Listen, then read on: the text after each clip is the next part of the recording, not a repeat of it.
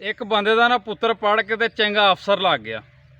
हुण प्यो खुश होया तो उन्हें आख्या भी मैं जाके वेहना वा भी भला मेरा पुत्र की करदा वे ते किड्डा को वड्डा अफसर लगा। वो खुश हो के ना तो उहदे दफ्तर 'च चला गया जिथे नौकरी करदा सी। पुत्र उठन लगा, प्यो ने आख्या नहीं बह जा तू। पुत्र बैठा रहा, प्यो पिछले पासे जाके ना तो उहदे मोढियां ते हत्थ रख के ना तो उन्होंने आंदा पुत्र नूं भी इस टाइम दुनिया की सब तो वड्डी ताकत कौन है, किहदे विच ज़्यादा पावर है। वो मुंडे ने आख्या मेरे विच।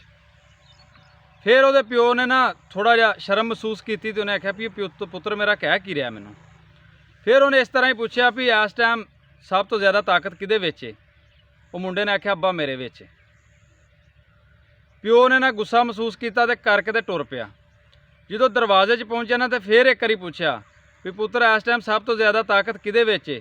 वो मुंडे ने आख्या प्यो तेरे विच। प्यो सोचण लग पिया भी पहलों तू कह रहा सैं भी मेरे विच, हुण मैं उत्थे गया तो तू कह रहा तेरे विच। वो मुंडा आंदा प्यो जो तेरे हत्थ मेरे मोढियां ते सन ना उदों मैं दुनिया का ताकतवर तरीन इंसान सा। जो तेरे हत्थ लथ गए ना उदों मैं कमज़ोर हो गया वां। मैं ना खुशकिस्मत वो लोग ने कि जिन्हां दे प्यो का साया उन्हां दे सिर दे उत्ते वे, या प्यो तो बाद किसी दे वड्डे भरा दा उन्हां दे सिर ते साया वे। क्योंकि तुसीं जदों निक्के जे हुंदे जे ना तो जिन्हां दे प्यो कोई नहीं उन्हां दे वड्डे भरा उन्हां नूं पालदे ने।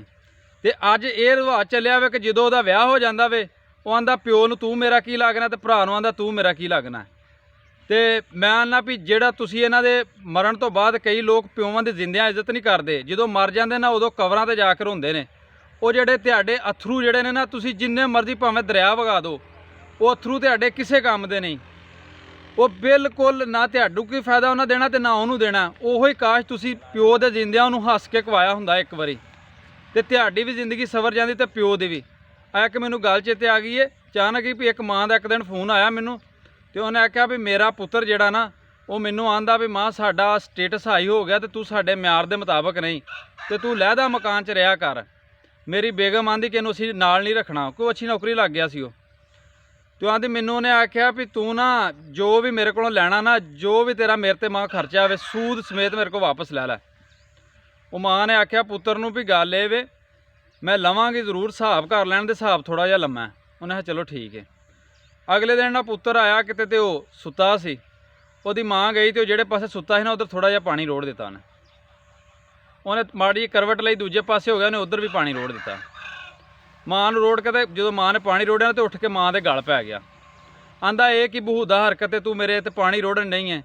उन्हें कहा पुत्रा ये तो हजे तेरे को मैं एक रात का हिसाब भी नहीं लिया, जिहड़ा तू आंदा सा भी माँ मेरे को सूद समेत हिसाब लै लै, दस दे सकना हिसाब। तो पुत्र की को अल्लाह पाक दी उहदे ते भी रहमत सी, उन्हें दादा माँ के पैर फड़ ले तो मिन्नतां करन लग पिया, रोन लग पिया। उन्हें आख्या माँ मैनू माफ़ कर दे, आज तो बाद मैं नहीं करांगा। उन्हें बेगम ने आख्या रहना तो रह, माँ नूं मैं नहीं छड्ड सकदा। गल ये भी अगर तुहाडी बीवी तुहाडे नहीं ना आखे लगदी तो तुसीं ओहनूं मनाओ, तो वहदा बदला यह नहीं कि तुसीं माँ प्यो नूं बेइज्जत करो। तो जिन्हां दे माँ प्यो खुश ने ना उन्हां दी दुनिया भी खुश है तो आखरत भी खुश है। अगर कामयाब होना चाहते जे तो माँ प्यो नूं राज़ी कर लो। बाकी मेरी दुआ है अल्लाह पाक तुहानूं खुश रखे, जिथे भी रहो हसदे रहो तो वसदे रहो।